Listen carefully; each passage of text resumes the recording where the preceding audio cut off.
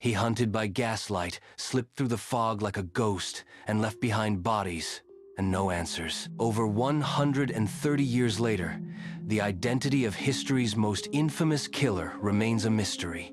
But what if the Ripper was hiding in plain sight all along? It was 1888. The East End of London was overcrowded, impoverished, and dangerous. Whitechapel in particular was a chaotic sprawl of narrow streets and desperate lives. Prostitution was common, and the police force was stretched thin. That summer, a storm of fear would descend on the district, and it had a name: Jack the Ripper. On the 31st of August, 1888, a woman's body was found in Bucks Row. Her name was Mary Ann Nichols. Her throat had been slashed twice, her abdomen mutilated. This wasn't just murder. It was surgical, methodical, horrifying. Just days later, another woman, Annie Chapman, was murdered in a similar fashion. Then came Elizabeth Stride and Catherine Eddowes, killed on the same night, a grim event known as the Double Event.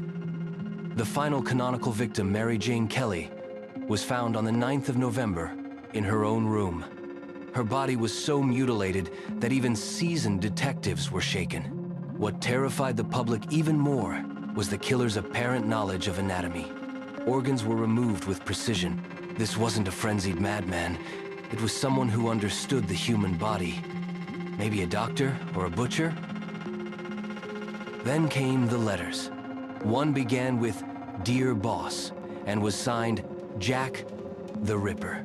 Another arrived with a kidney, supposedly from a victim. Were these letters from the killer, or twisted hoaxes feeding the media frenzy?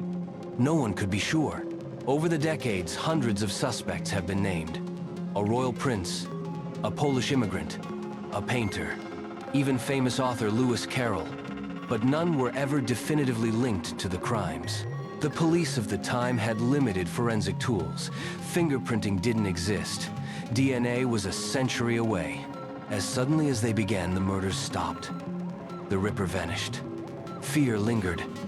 The police faced public outrage. But time marched on. Whitechapel changed, and Jack the Ripper faded into legend. In 2014, a breakthrough. DNA from a shawl near Catherine Eddowes allegedly linked the killer to a man named Aaron Kosminski, a barber long suspected. But critics argue the science was flawed. Was it a real lead, or wishful thinking? So, who was Jack the Ripper? A madman?